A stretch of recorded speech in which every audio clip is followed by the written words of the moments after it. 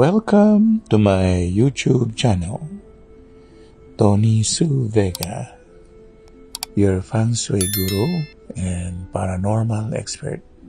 Today is Tuesday, July 9, 2024, and it is the day of the dog. Best color, all shades of red. Activities: go to the mountain, go to an elevated place, visit a friend in a condominium.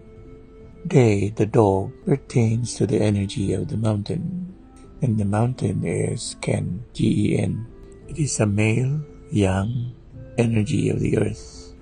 Ang araw po na ito ay araw ng Martes, Hulyo 9, 2024, araw ng aso. Pinakamaganda ang kulay na pula.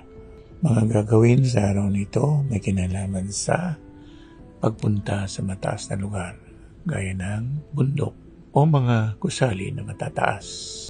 Ang aso ay young, male, earth, Ken, the mountain. At ang kulay niya ay violet. Sa bawat araw, may compatibilities at incompatibilities. At ang aso ay very compatible sa kabayo. Kaya, pinakamagandang kulay nga ang pula.